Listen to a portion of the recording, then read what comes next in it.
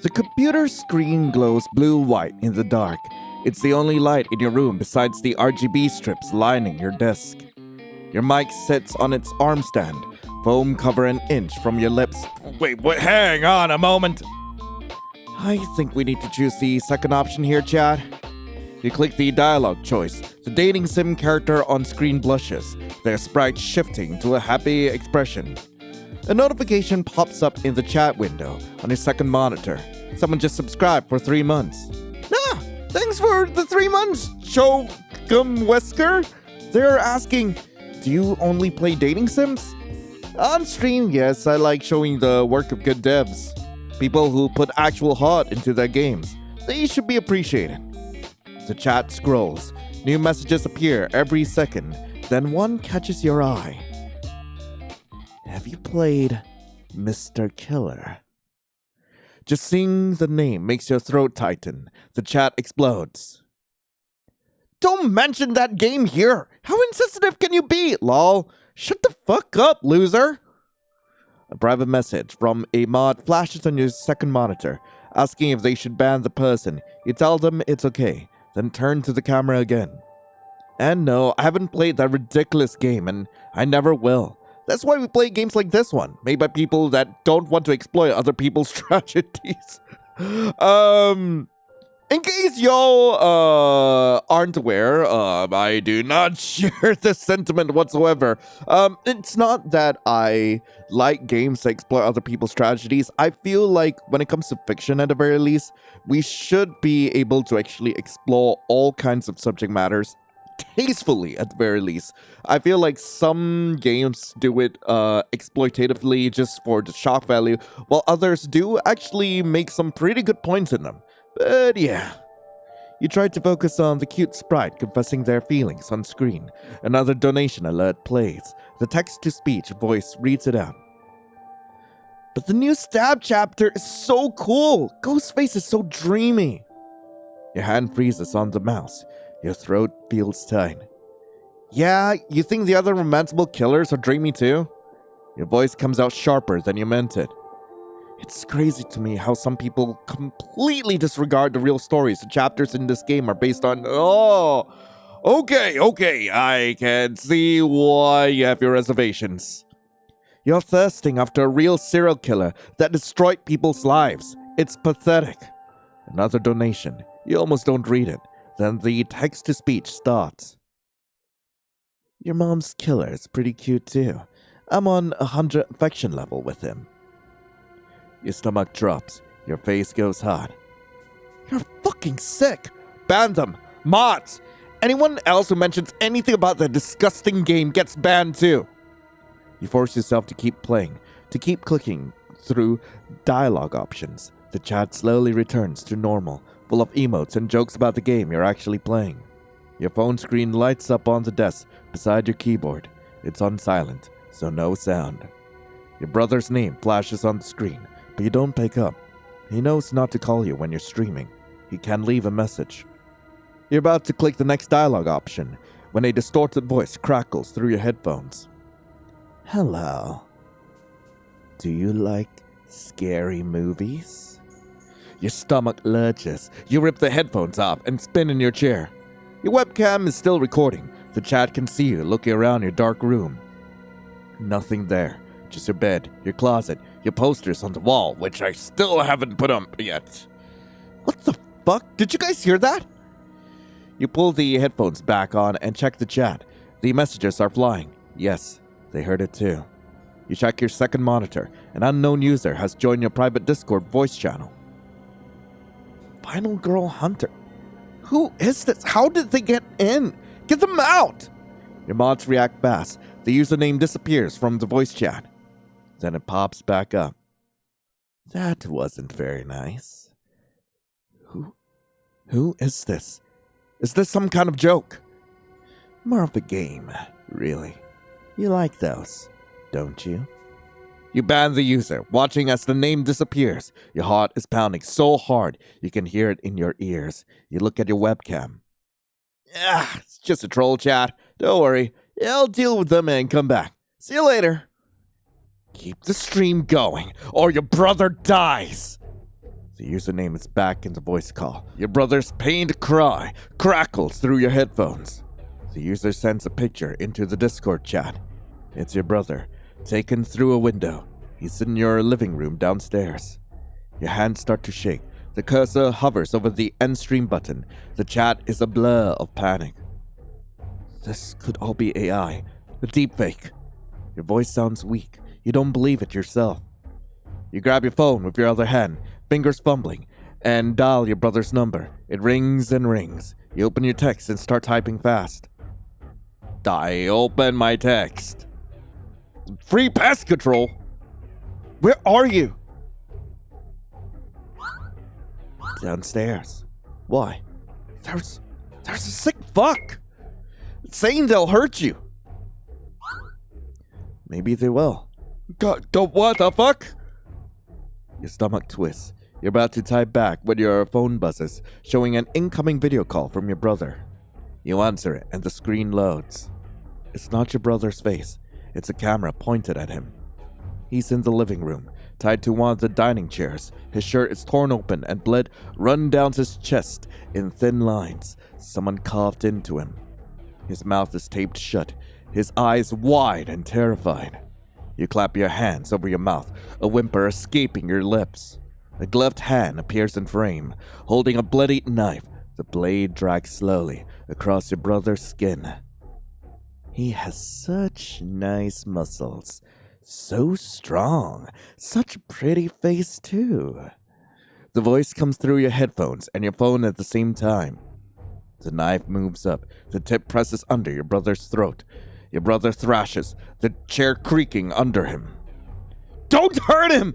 What do you want? Let's play a game. First, download Mr. Killer.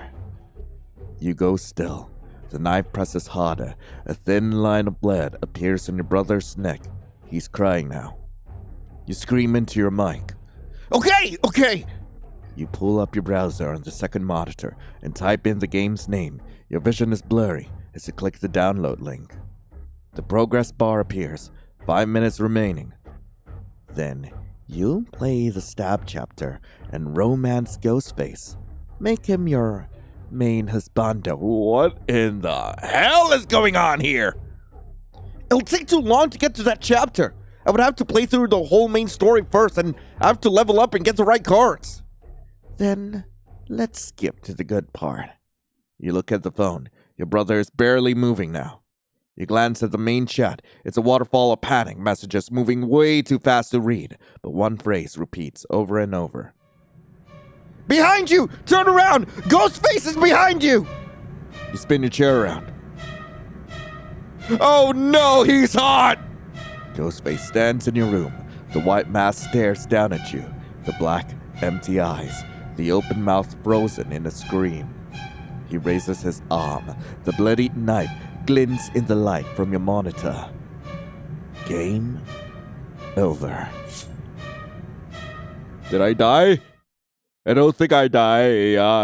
The quad grows silent as students go inside the building. It should feel normal here, safe, but the screen in your hand pulls you out of it. You look at the phone where Discord is open on the server Lisa made for all of you. The chat is frozen on the last messages before it happened, before she died. You scroll up. The username is still there. Final Girl Hunter, the killer. How did they get access to the server?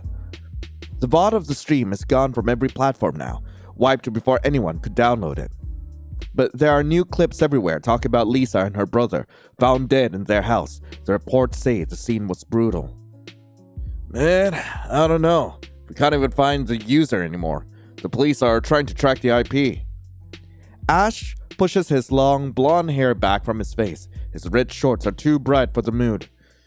Man, can't believe people are still killing using that costume. The Stab fans already got a movie recently, and they're getting another one soon. Fun fact, I believe Stab is actually like the name of the fictional horror franchise from the Scream movies. At least I think that's what it is. I might be wrong about it. I don't get it. Maybe it's not because of the movies this time. The killer wanted her to play the Stab chapter from Mr. Killer. made her download it on stream. Mason's jaw tightens. Ash stares at his hands. Some people still believe the whole thing isn't real, that it's just promotion for the game. That fucking game. All four of you go quiet at the same time. Mr. Killer, the dating sim that turned your lives into content. You can romance real serial killers, ones that destroyed you and your friends' lives. The developers used actual 911 calls, actual crime scene details, actual victim names. Your names, your parents, your siblings, your friends, all of them are just characters now. And the killer gets fan art, merch, thirst post. You all met online after the game launched, gave each other support through the grief and anger that no one else seemed to understand. If the killer used a Ghostface costume, then it won't stop with just one victim. It'll strike again. We're in danger. It could just be a coincidence that Lisa's mom's killer is in the game. Yeah, right. Wake up, guys. We're in a game now. A crossover. Oh, come on, Zoe. Stop. What are you talking about? Look at what happened. The killer made Lisa download Mr. Killer and specifically told her to romance Ghostface. Then he appeared on stream and let everyone watch while he killed her. What do you think happened after Lisa's murder? Ghostface's popularity in Mr. Killer skyrocketed. Bingo. Everyone is romancing him now. The dev said he might get more cards soon. More content. The anger is a cold knot in your stomach. Lisa's life reduced to a boost in player engagement. What now? Now we mourn Lisa and we keep living. I'm not letting the game hijack my life again. I'll see you at the party tonight, yeah? I know, Mason. Come on. Lisa would have wanted you to go. You let out a breath. The air feels heavy in your lungs. Fine. Mason grins and Ash gives you a small nod. They leave together until it's just you and Zoe. She watches them go, then turns to you with a serious expression. Be careful out there. Sick! Can I save the game? I can't save the game. I'm cooked. I talked to Zoe. Do you really think we're targets? I think someone's using Mr. Killer as a blueprint. Lisa's mom's case was in the game. Now Lisa's dead. All of our cases are in that game. Do the math. Do you think it's just a crossover? Seems like it. Let's just be grateful it's not a dating sim. That would be... I don't even want to think about it. What should we do? Be careful. Don't trust anyone new. Maybe don't go to that party tonight. Parties and horror stories? Never a good idea. I am going to that party. Why would the killer care about making Ghostface popular? I don't know. Maybe they're a super fan. Maybe they want Ghostface to be the most popular character of the game. Or maybe they just like the attention. Either way, they're not done. Alright, I guess I'm going up. No, I'm not going up. You're done with classes for the day. No point going back in there. I am leaving. Yes. Your phone buzzes in your pocket. You pull it out. Who? Unknown number. Go to the closet in the second floor bedroom during the party. Who is this? I think you got the wrong number. No, I didn't. Did you like the prologue? What? Every good game needs a tutorial level. Lisa was the tutorial. Now we're getting to the real game. Fuck you! Such language. But I like it when you're angry. That jacket looks good on you when you're tense. Are you watching me? Always. Red is your color, by the way. Second floor storage room. Party tonight. Come alone. Why would I go? Why would I go anywhere you tell me to? Because I'm giving you a choice. Lisa didn't get one. Is that a threat? It's an invitation. Accept it or ignore it. But you only get one, doll. Who are you? You wait. The 3 dots appear, then disappear. They're not responding anymore. Well, that's fucked. Music booms through the speakers. What the hell? Why would you play this sort of music at a party? Rattling the windows! Most people are outside at the pool. Their voices carry through the glass, muffled and distant. Inside, it's just you and your friends. Are you sure you want to go in that storage room alone? It was probably a prank. Some creep trying to mess with you. Yeah, we checked the room multiple times already. There's nothing there. You keep silent. You still haven't decided if you'll go or not. What if it gives you a lead about who killed Lisa? Oh, come on. Relax. Grab a drink. Have fun. You're acting like it's that serious. His voice is a little too upbeat. He's already buzzed, but his smile doesn't reach his eyes. What about the guy who talked to you outside? Did you see those pecs? Hot as fuck. You try to smile back. The guy was nice, and yeah, his chest was impressive, but your gut says this isn't the time. A voice booms from outside, cutting through the music. Cannibal! Excited screams follow, then a huge splash. Laughter erupts from the backyard. It sounded like Ethan's voice. Zoe perks up, her eyes dart towards the window. Shit, I need to see this, but don't worry, we'll come back. 2 minutes. Dude, wait, I want to see that too. The door swings shut behind them, and the voices fade into the noise outside. You're alone in the house now. The music keeps playing, but it feels hollow without anyone else around. You need to pass the time until they come back to help you with the storage room. That's what Zoe said, right? They'll come back soon. Right. You hope she meant it. Screw that, I'm going straight upstairs. Hello, is this the storage room? Go in. Your friends are taking too long. You'll just take a peek inside. It's probably nothing anyway. Hello? The closet door clicks shut behind you, and darkness swallows everything. You reach for your phone. There has to be something in here. Before you can grab it, a hand slams you against the wall. Your breath rushes out. A body presses against yours, trapping you. Get off of me! The left hand covers your mouth. The other pins your wrist above your head. You can feel the mask against your temple. Then you see it. The white mask. The black, empty eyes. Your blood runs cold. You try to scream against his palm, but the sound dies in your throat. Shh. You'll alert your friends. He sounds almost amused. You thrash, trying to break free, but he's stronger. His grip tightens on your wrist. Stop fighting. You bite down on his glove. He jerks his hand back. You killed Lisa! Sick fuck. You killed her on stream! You made everyone watch! You swing at him with your free hand, but he catches it. Now both your wrists are pinned above your head. He holds them with one hand, and the other reaches down. You hear a metallic sound, then you feel it. Cold steel against your throat. A knife. Your body goes still, every muscle freezing. The blade rests just below your jaw. Now, that's better. His voice is low. The distortion makes it hard to read, but there's something underneath. Something possessive. I watched you downstairs at the party. The flat of the blade drags slowly down from your throat, over your collarbone, down your sternum. The metal is cold even through your shirt. Your heart pounds against your ribs. He could probably feel it through the knife. Saw the guy talking to you, touching your arm.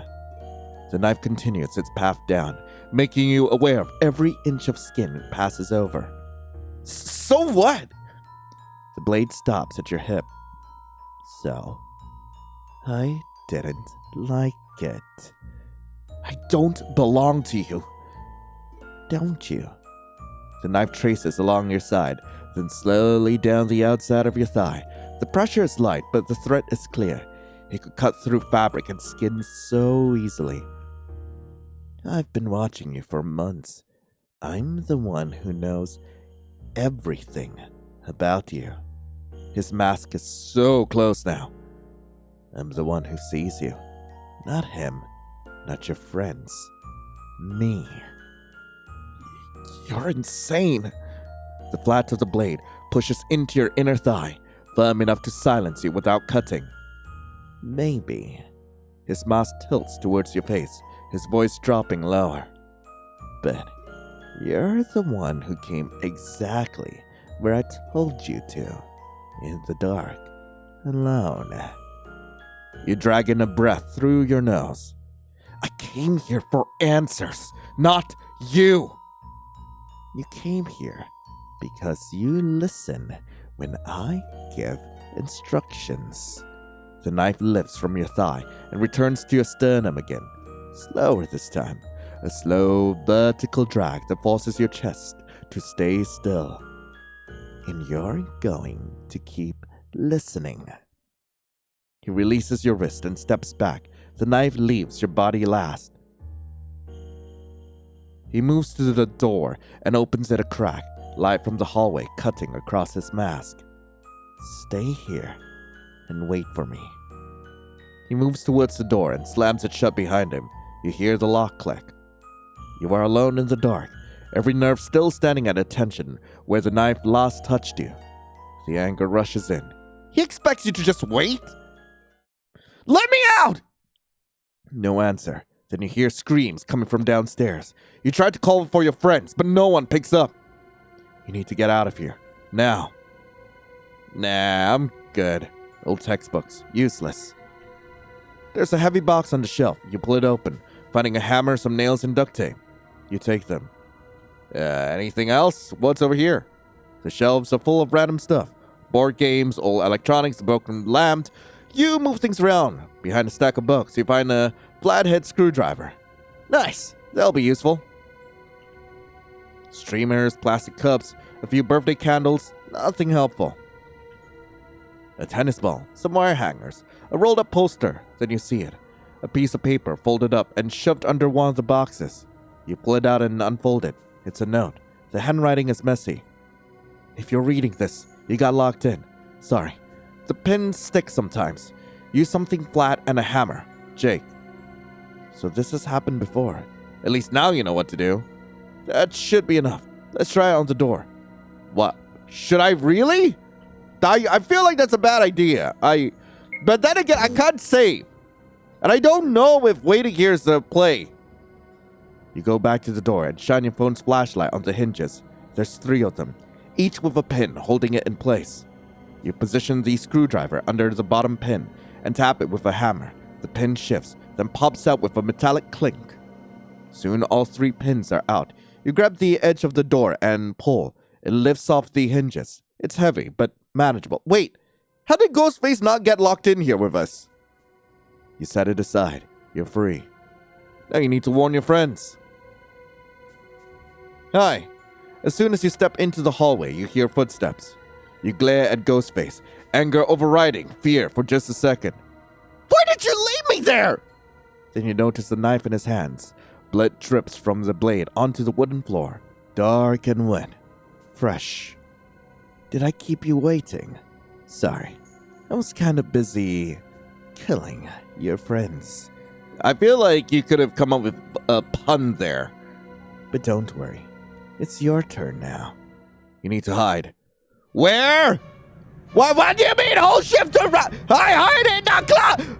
No! No! Why did I do that? You throw yourself into the wardrobe and pull the door shut. Your heart hammers against your ribs. You press your hand over your mouth and try to control your breathing. Really? A wardrobe? You scream as the knife punches through the wooden door. Splinters explode inward, inches from your face. What is this? A tutorial level? Hide in the obvious spot and hope the killer has bad AI? Another stab. The blade pierces through again. Higher this time. You press yourself back as far as you can. I'm not some scripted NPC, bitch! His hand wraps around the door handle. The blade is still stuck in the wood. Game over. You throw the wardrobe door open with everything you have. It slams into him, the edge catching his mask. He stumbles back with a grunt. You don't wait. You bolt past him and sprint for the stairs. The living room. You need to get to the living room. I am in the living room. The door won't open. He is. He's going. Okay. Wow, he's kind of stuck there. Okay, are you coming? Oh, he come. Oh, he come. Oh, shit. Ah, shit! Wait, someone help! The front door opens and Zoe stands there, her clothes and hands covered in blood. Are you alright? The killer's in our house! But when you turn back, there's no one there, just silence, pressing down on a house full of blood. Your heart pounds so hard it hurts. Police sirens wail in the distance, getting closer. Where are the others? Zoe shakes her head, her face pale. Mason is outside with Ash. He didn't make it. Tears well up in your eyes, your throat tightens. Well, shit! You look through the doorway and see the pool outside. The water is red. Who else? Zoe's jaw tightens. The guy that flirted with you? There was something carved on his chest. Your stomach drops. You're almost afraid to ask. What? She's mine. A shiver runs down your spine. You remember the knife dragging across your body, the flat of the blade against your thigh. His voice in the dark storage room, possessive and certain. Then the chase through the house, the blood on his knife. It makes no sense. Why carve that message if he was trying to kill you? Your phone buzzes in your pocket. You pull it out with shaking hands. Okay. Who? Oh, it's him again. Sorry about the mess. You weren't supposed to see that part yet. But you ran from me. Bad girl. I wanted our first real date to be more intimate. Just the two of us. We'll try again soon. I promise. I'll be gentler next time. Sweet dreams, doll. You stare at the screen. The words blur as your hands tremble. He's not done. This isn't over.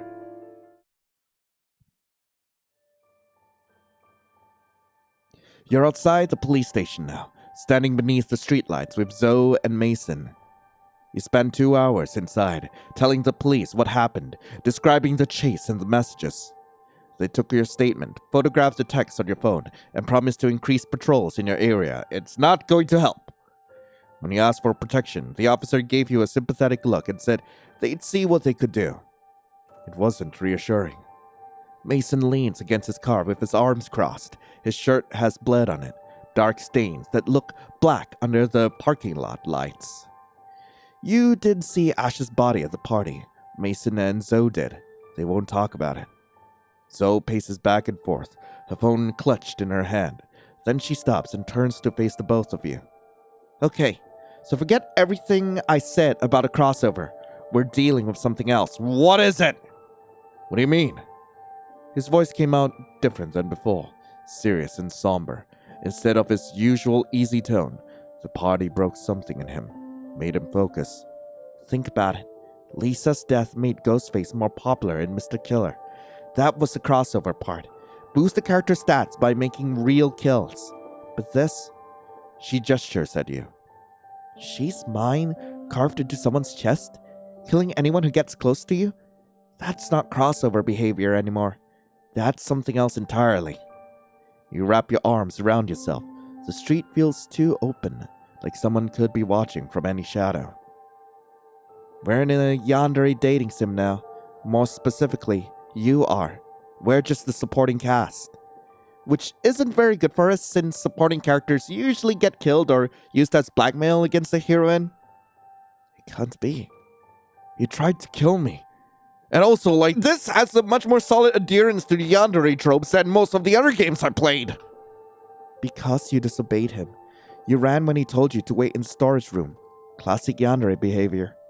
In yandere games, the love interest tests you. Makes you afraid so you'll learn to listen. Makes you run so they can catch you. It's all part of the game. Mason pushes off his car. His jaw is tight. This is real life. Not a game, Zoe. Newsflash, Mason. We've been in a game since Mr. Killer dropped. We didn't ask for it. But here we are. He let out a long breath and stared at the ground. The asphalt is stained with old oil and scattered with cigarette butts. I don't believe it. There's no way he actually wants me like that. But even as you say it, you remember his voice in your ear. Zoe doesn't argue. She just watches you with that same pitying look. Like she knows you'll figure it out eventually. Like she knows you already have, but you're not ready to accept it yet. Mason runs his hand through his hair. So, what do we do? If she's right, if this really is some kind of yandere situation, how do we stop it? We don't. She does. She looks at you. You're the protagonist now, whether you want to be or not. Your apartment feels smaller than usual. You locked the door as soon as you got in, checked it twice, then went around and tested every window. You should feel safe here, behind deadbolts and reinforced glass, but safety is just an illusion now. Your phone buzzes on the coffee table, the screen lighting up the dark room. Unknown number. You shouldn't respond. Every instinct tells you not to engage, but your fingers move anyway, typing before your brain catches up. Are you home? Who is this? You know who. You shouldn't leave your curtains open. Anyone could be watching. Your head snaps towards the living room window. The curtains are open. The glass reflects your own pale face back at you. But beyond that, it's only darkness. He could be out there right now, watching you, waiting. You rush to the window and yank the curtains shut. Your hands shake as you double-check the lock, then move through the apartment, checking every door, every window, every possible entry point. All locked. They were already locked, but you need to be sure. Your phone buzzes again. Yes? Good girl.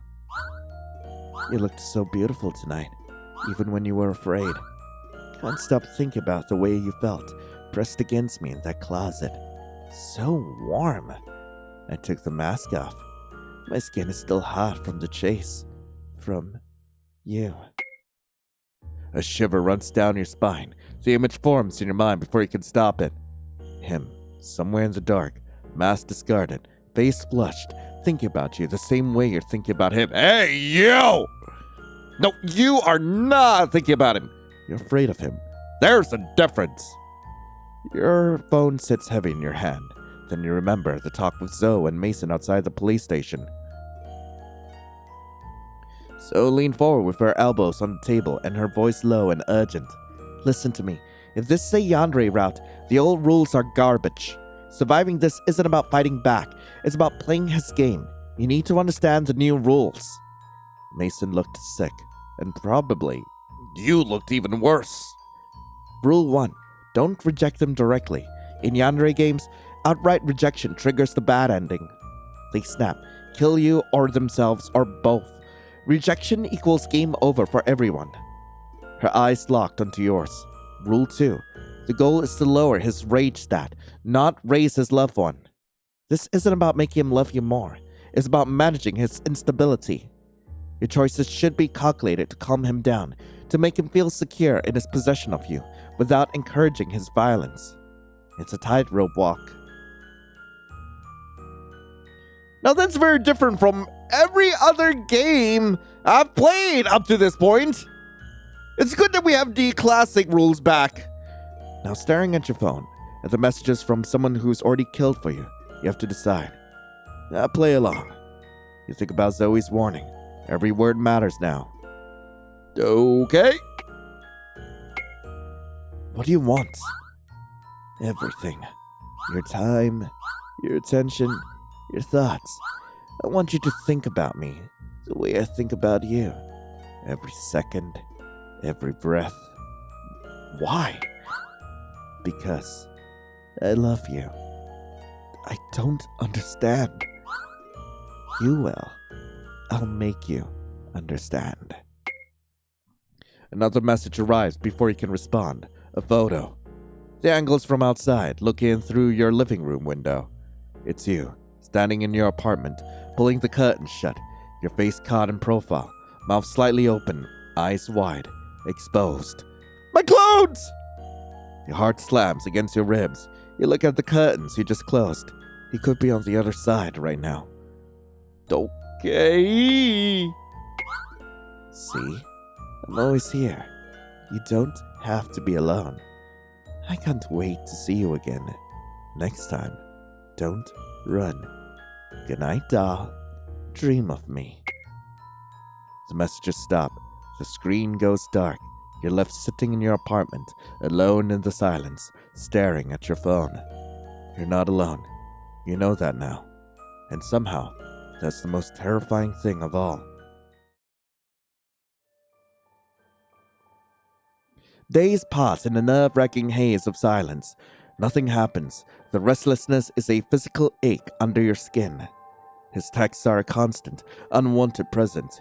He comments on your routines, makes observations about your mood. You tried to get the police to track the number, but they said without an explicit direct threat, it was just harassment. They told you to change your number and call if anything concrete happened. Also, I'm pretty sure in some countries, harassment is still a crime. Now you're trying to focus on homework, but the words blur on the screen. Every creak of the floorboards, every car passing outside makes you jump. Then your phone rings. Your stomach drops like a stone when you read the name. Unknown number.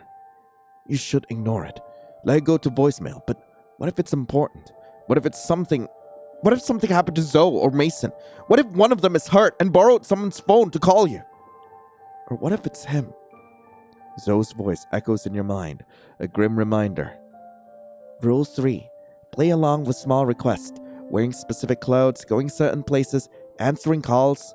Small compliance keeps the yandere calm, makes them think they're winning. Your thumb hovers over the screen. The phone keeps ringing. You take a breath, and you answer. Hello? There she is. You can hear him breathing, like he's savoring this moment. I missed your voice. It's all I've been thinking about. The way he says it makes your chest tighten. There's a vulnerability there that shouldn't exist, that doesn't make sense coming from someone who kills people. I don't care. Liar? His voice drops lower. You can almost see him leaning closer to the phone. You answered. You could have ignored it, let it ring, but you didn't. You wanted to hear me too. I thought you were someone else. A soft sound comes through the line. Not quite a laugh, but close. Sure you did. What do you want? Just to talk. Is that so wrong? I took the mask off, the robe too. It's just me now, sitting here, in the dark. Your heart pounds. The image forms before you can stop it. Him, somewhere alone, face bare, talking to you, like this is normal. This glove, it's a little too rough on my skin. I wonder if your hands are soft.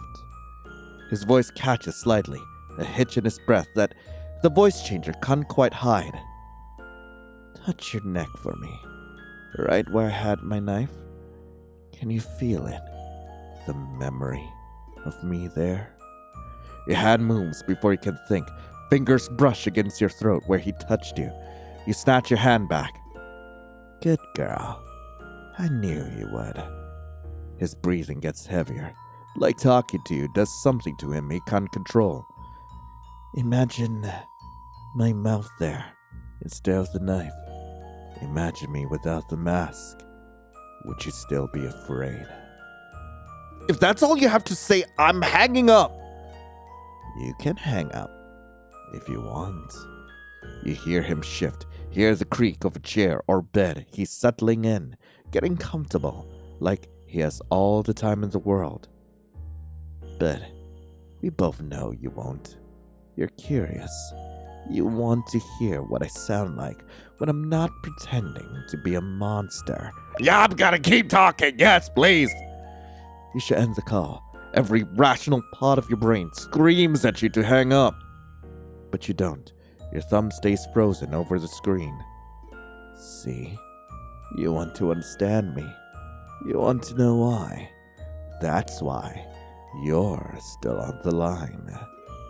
I want you to leave me alone. No, you don't. You're curious. You're drawn to this. To me. You're delusional. Am I? You pause. You hear him take a slow breath, like he's steadying himself, like this conversation is affecting him as much as it's affecting you. Tell me something. When you're alone at night, do you think about me? You don't answer. You can't answer. I think about you. Every second. Every breath. What you're doing. If you're safe. If anyone's bothering you. His voice drops lower. If anyone's touched what's mine. I am not yours. Not yet. The certainty in his voice makes your chest tighten. But you will be. It's inevitable. We're meant for each other. You and me. The final girl. And her monster. This isn't a story. This is real life. Everything's a story if you tell it right. There's a pause. Longer this time. And you only hear him breathing. It's strange hearing him like this. Like he's just a person on the other end of the line instead of the monster who chased you through that house. It's kind of how the series started. I have to go now. He sounds reluctant, like ending this call physically hurts him. But I'll see you soon. Wear something nice for me. The line goes dead. You stare at your phone, your hand shaking. You arrive home after your university classes, feet dragging as you step inside. The news played on every screen in the student center. More bodies were found with multiple knife wounds. But they weren't your friends. They were people who'd been organizing cancel campaigns online against Mr. Killer, trying to get the stab chapter removed from the game. Now they're dead.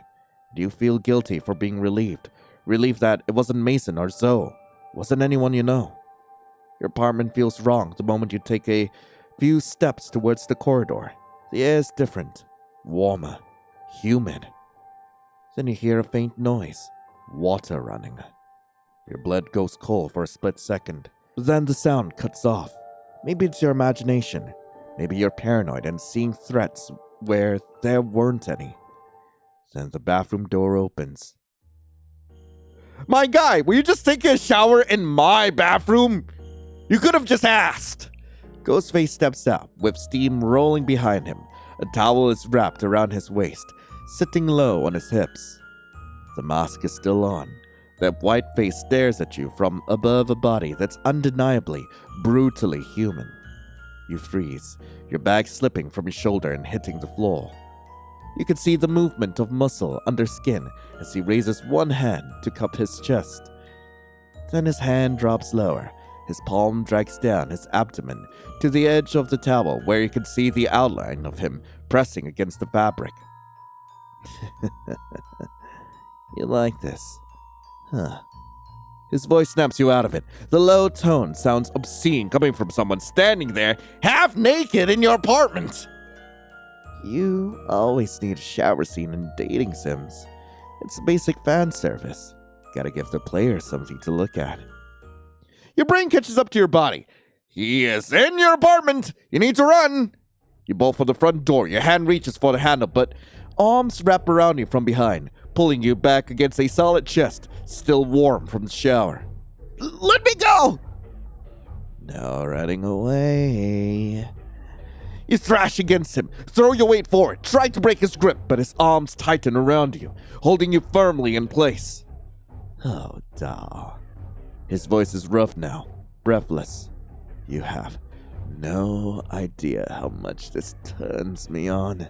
The fire in your eyes, the defiance in your voice. It's absolutely delicious. His hands start to move. One stays locked around your waist. The other slides up your sides, over your ribs, stopping just below your chest. Don't touch me!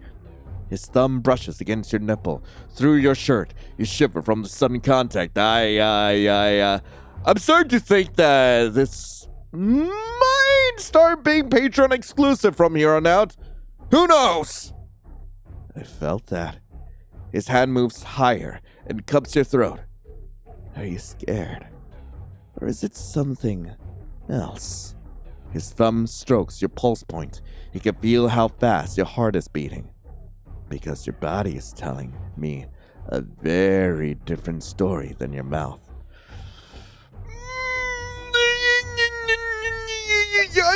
Stop it!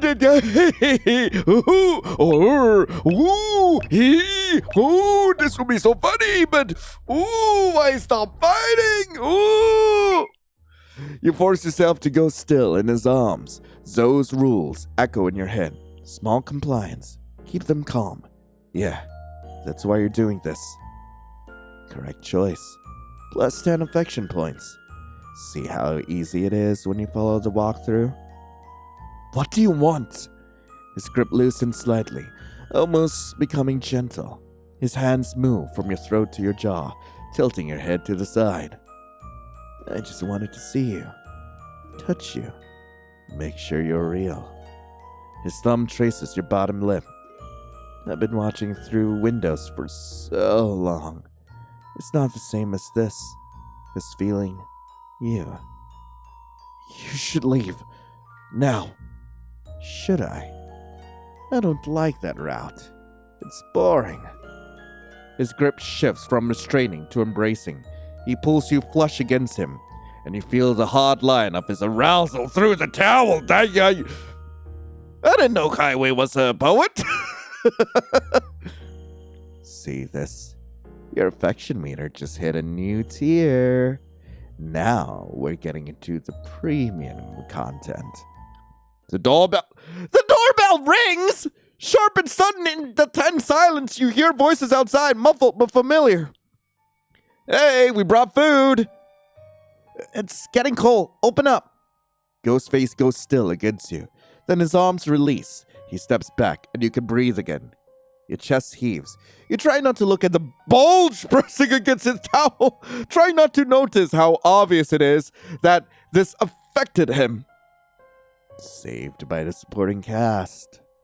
You don't wait. You throw the door open and practically fall into the hallway. Mason and Zoe stand there with takeout bags. Their smiles die when they see your face. He's here! He's inside! All three of you look into your apartment. Mason pushes past you first. Zoe right behind him.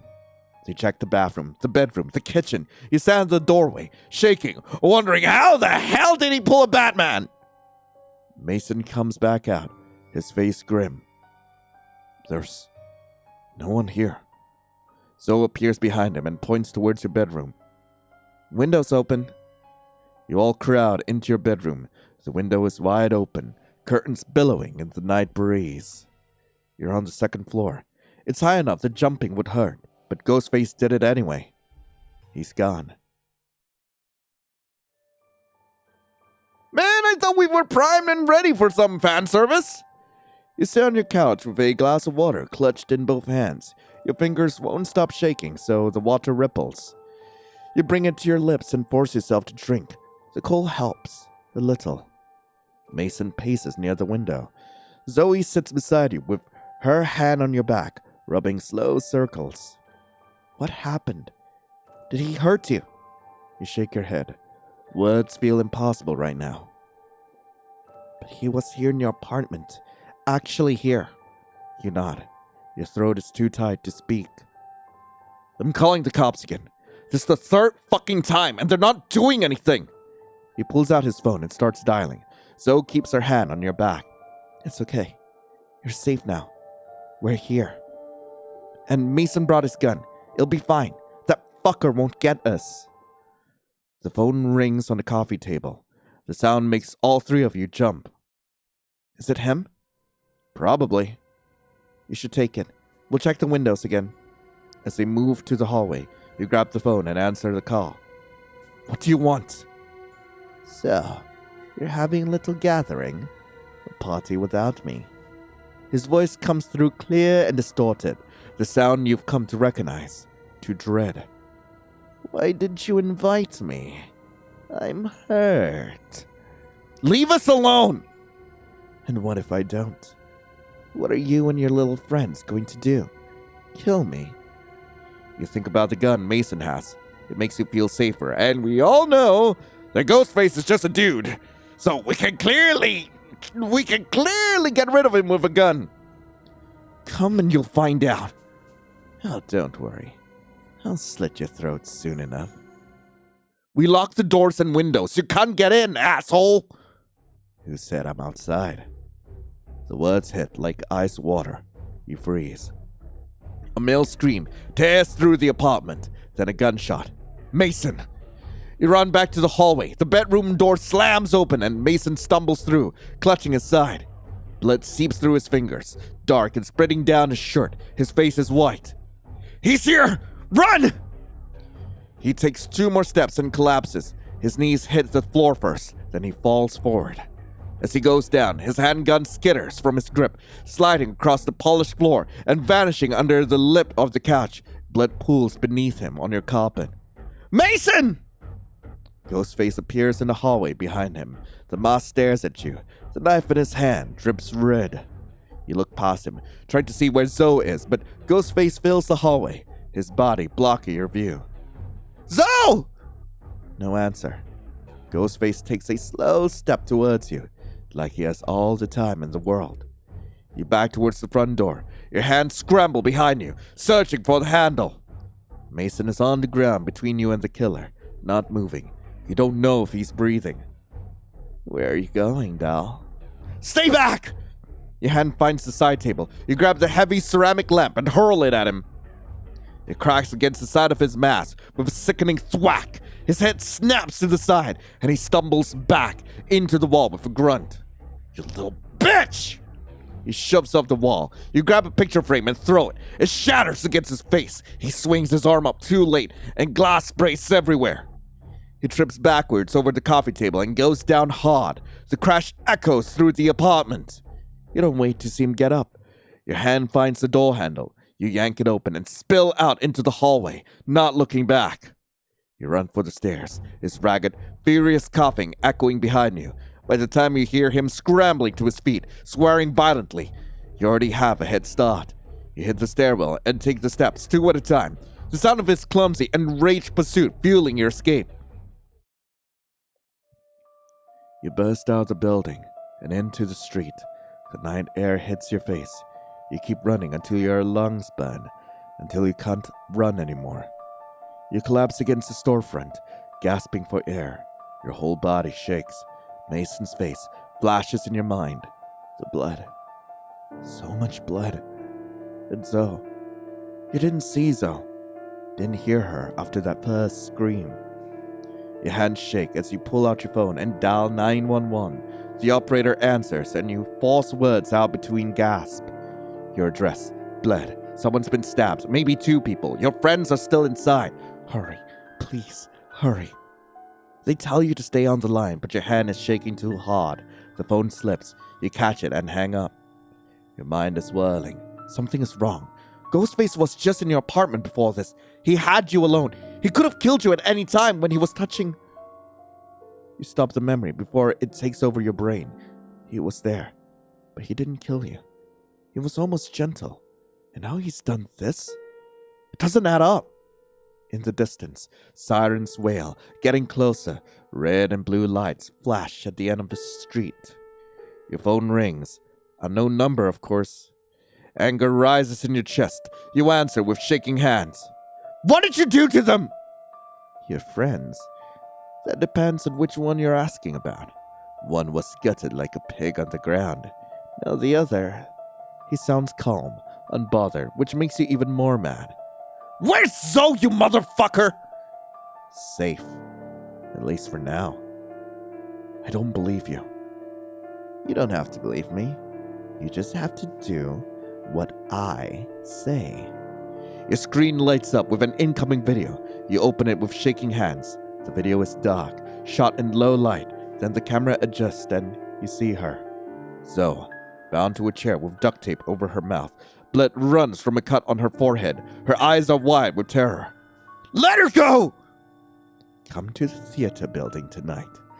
Alone. You know the drill. If you tell the police, your friend dies. If you bring anyone with you, she dies. If you're late, she dies. The video zooms in on Zoe's face. She's crying while trying to say something behind the tape, but you can't make it out. Tick-tock, doll. Clock's running. The call ends. You're left staring at the frozen frame of Zoe's terrified face. Police cars screech to a stop in front of your building. Officers pour out and rush inside. An ambulance pulls up seconds later. You stand there on the sidewalk, frozen. You don't know if Mason is alive. Don't know where Zoe is being held. Don't know if you can trust anything the killer said. You think back to Mason's gun, hidden under your couch. All you know is that this ends today. You arrive at campus. The quad is empty, lit only by scattered lampposts that cast long shadows across the grass. Every building is dark. There are no students, no security guards, just you and the silence. When the police asked where Zoe was, you said you didn't know, that you got separated. You couldn't risk telling them the truth, not when telling them could get her killed. Mason was barely alive when they loaded him into the ambulance, when the paramedics said something about massive blood loss. You stopped listening after that. It's up to you now to finish this. You check the gun one more time. It sits in the holster, secured across your chest, the weight of it unfamiliar but reassuring. You've never shot anyone before, never even held a gun until tonight. But tonight, the stalking ends, one way or another. The theater building looms ahead, glass doors reflecting the streetlights. You pull one open and step inside. Your footsteps echo on the tile floor as the entrance hall stretches out in front of you. Then you notice the cameras in the corners. You're being watched. You came. Yes, I came. I came. His voice echoes in the empty hall. You don't answer. Your hand moves to the gun at your chest. I knew you would. You're predictable like that. Loyal to a fault. Where's Zoe? Nearby. Waiting. I don't understand you. The words burst out before he could stop them. All the confusion, all the fear, all the anger compressing into one sentence. First you show up in my apartment, you touch me, tell me all those things. Then hours later you attack my friends, kidnap Zoe, try to kill me? Your voice rises. Again! You tried to kill me again! What do you want from me? Ghostface stops walking. His mask tilts slightly. I was only in your apartment once, doll. You're lying. Your hand moves to the gun. You draw it and point it at his chest. Your hands shake, but your aim is steady enough. Don't move. Tell me where Zoe is! Are you going to shoot me? I said don't move! Also, I don't like what that implies! Go ahead. Pull the trigger. End this.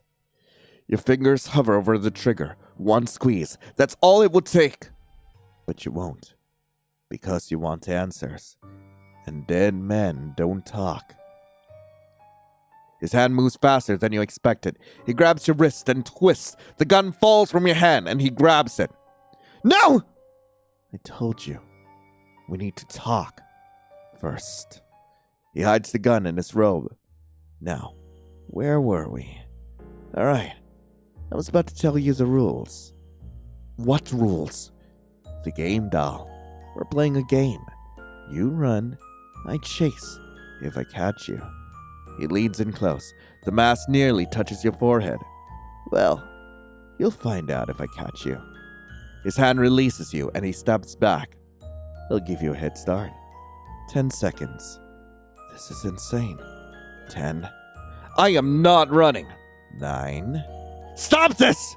8. Your heart pounds. He's serious. He's actually counting down. 7. You need to run. You need to find Zoe. You need to get out of here. 6. You turn and run. Where? That's my girl. 5. 4. 3. 2. 1. Here I come. Why did I keep running? What the fuck? Why? Okay, I'm going! You stumble through the door and slam it shut behind you. Your fingers fumble with the lock. It clicks. Why did I lock myself in an enclosed space? You did it. You're safe. You hear footsteps behind you and spin around. Something hard connects with the side of your head. Pain explodes across your skull. Everything goes black. Muffled voices pull you back. Your head throbs. Look who's finally awake. Your vision swims and slowly focuses. Ghostface stands in front of you. You're sitting on the floor, back against something hard. His a crate! You're in a backstage of some kind. You can see the outline of set pieces, crates stacked against walls, ropes hanging from the ceiling. The stage is somewhere beyond, through the curtains. Now, the plot can continue. You want to do the honors, or should I? He turns, not talking to you, talking to someone else. Your stomach drops. Another figure steps out of the shadows. Another Ghostface. Same mask, same robe. Two of them. You blink hard. The hit to your head must have scrambled your brain. You're seeing double, and I'm probably going to get spit roasted. But when you open your eyes, they're both still there. Both staring at you. You do it. You're better at the theatrics. The other one sighs. Fine. Your mind tries to process what you're seeing. You look from one Ghostface to another. The one who just arrived is leaner than the one you were with, slightly shorter. But other than that, they're almost indistinguishable. Same mask, same robe, same nightmare. There are two of you. Now it makes sense. The different behaviors, the way he seemed to change between encounters. Took you long enough. I thought you'd figure it out eventually, but you're perfect for a slasher victim. Dumb as a rock. And now, you're going to die like one. I don't think rocks die! He walks towards you. There's a knife in his hand, still stained with dried blood. You scramble backwards. Your eyes dart around the room, looking for a way out.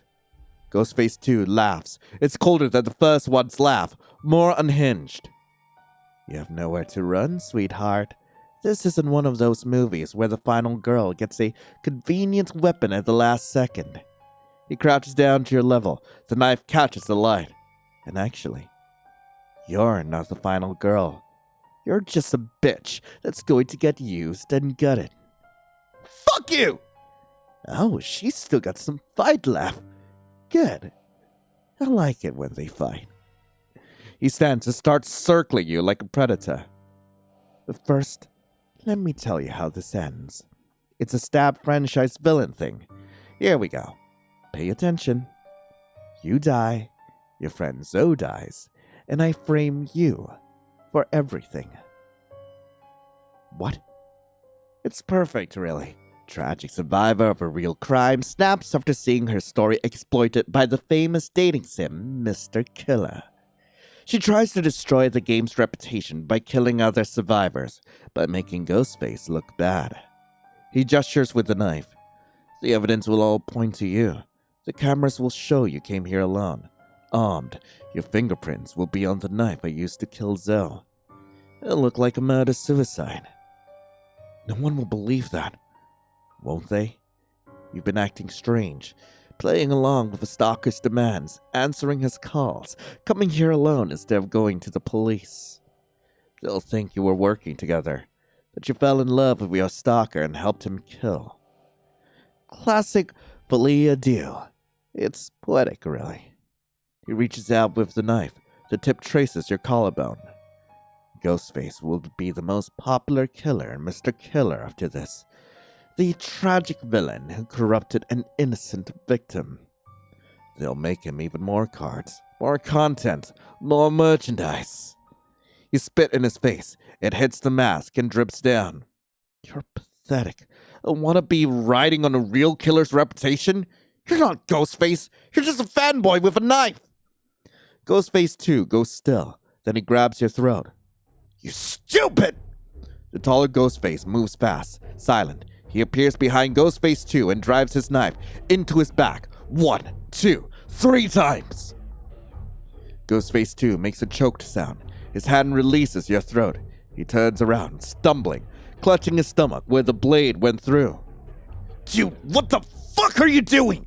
This is not part of the plan! Plans change. She's mine, and mine only. Are you still obsessed with this yandere romance bullshit? This is horror, cinema, real storytelling!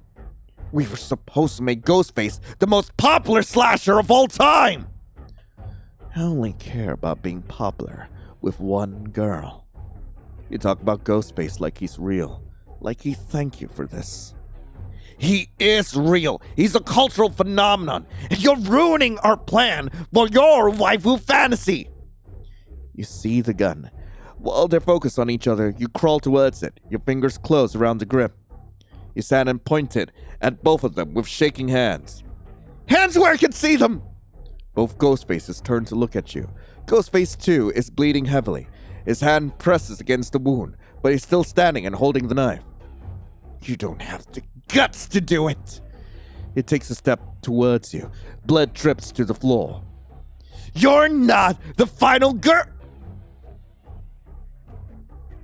I mean, it's gonna give me the option. So I'm going to shoot him instead of both. So, goodbye! I want to get cracked! The gunshot echoes through the classroom. Ghostface 2 jerks backward. You talk too much. A red stain blooms across his chest. He looks down at it, almost confused. Then his knees buckles, and he falls. The other Ghostface goes completely still, just staring at the body on the floor. Then slowly, he turns to look at you. The gun is still pointed at him. Your hands shake, but your finger stays on the trigger.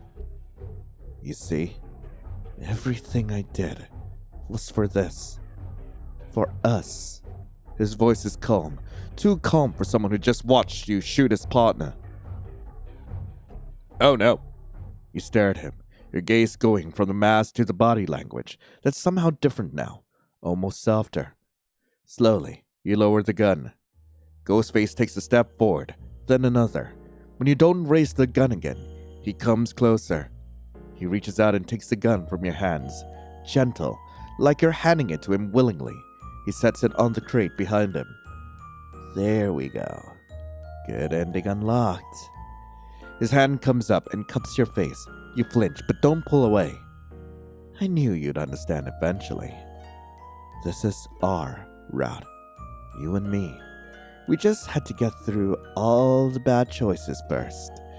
His other hand wraps around your waist, and he pulls you closer. You let him. Because what choice do you have? He's stronger, faster, and the gun is out of reach now, and it's not like I chose this. It's over now. No one else has to die. His mask tilts down towards you.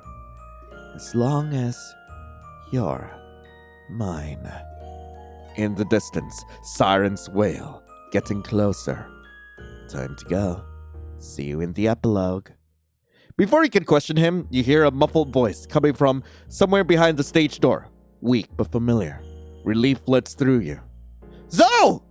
Your voice echoes through the room as you glance over your shoulder, searching for her. But when your eyes snap back, Ghostface 1 is gone. Your stomach drops. You don't have time to think. Not now. You spin towards the stage, ready to run to Zoe when something shifts behind you. Ghostface 2 surges up from the floor, knife in hand, chest soaked in blood. He shouldn't be standing, but he is. You don't think. The gun comes up and you pull the trigger. The shot hits him in the head and he drops instantly. This time, he doesn't get back up. It's over. Life goes on. That's what everyone tells you. Life goes on. Mr. Killer continues to be the most popular dating sim on the market. The Stab chapter featuring Ghostface is more popular than ever. New cards were released, new merchandise, and new murders become promotional material. The developers made a statement about the tragedy, expressed their condolences, donated to a victims fund, then went right back to selling murder as romance. Zoe recovered. She went to physical therapy for her wrist, where the restraints cut too deep, and regular therapy for everything else. She moved back home to live with her parents. Mason survived. Barely. He transferred to a different university and doesn't return your calls anymore. You don't blame him. You move to a new apartment with better locks, a security system, and no balcony access. You tell yourself you're safe now. Your phone rings, unknown number. Your stomach drops, but you answer anyway. You always answer now. Are you home? The voice is familiar, distorted. Yeah. You don't know why you tell the truth. Maybe because lying doesn't matter anymore. Good. You hear a sound behind you and turn around. He's in your bedroom doorway, watching you. I missed you, doll. He's been in your apartment, waiting for you. Of course he has. He's always watching, always there. Can't let our affection meter drop. Are you ready for the bonus content? Yes! Yes, you have no idea how ready I am for this! His other hand slides up your back, possessive. You should be terrified. You should run or call for help. But you don't. Because he was right. This is happening whether you wanted to or not. And part of you stopped fighting a long time ago. Oh no. Not the fate of black! Ending 2 out of 3. The Wait! Wait, hang on! Hang on! Where's my penis? A tape comes on the TV. You grab it. You have a feeling you should give this to someone. My penis. Where is my penis? Kaiwei, where is my penis? Oh, hey, you're back. Come, let's have a talk. Kaiwei, my penis! Where did it go? You return the VHS to her, and she smiles at you. Thanks, how was it? Hope you enjoyed the tape. I know what these tapes are. Yes, AUs, main ingredients gathered as you travel, like slow burn embers and cliche caramel. Which ingredients are being used for the next tape? Keep an eye on the travel logs. They will be updated once a decision is made. Okay, that's all. Okay, where's my penis? Kaiwei! It's gone! My god. As you enter the temple, you're enveloped by the scent of incense, which wraps around you like a warm embrace. The air hums with an electric energy, and every corner seems to pulsate with the promise of passion, drawing you deeper into its embrace. Above you, the statues loom, their expressions frozen in a timeless display of mirth and serenity. Despite the stillness of stone, there's a vibrancy to their features, as if they could wake up at any moment and grant you with lascivious knowledge or endless pleasure. Yes, please! The smart god has already blessed his tape. Come back next time. What? Wait! Where?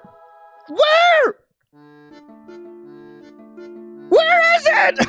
Anyway, that was Stalk. I really hope you guys enjoyed it. If you guys do want to play this for yourselves, link to the creators page will be in the description below. And I believe that these spicy scenes will be available on, like, some of the bad routes, so it's likely I'll be coming back to that on Patreon sometime in the future. If you guys do want to support me on Patreon to check out the spicy scenes, which I typically cut from the gameplay, do check it out. It's in the comments below.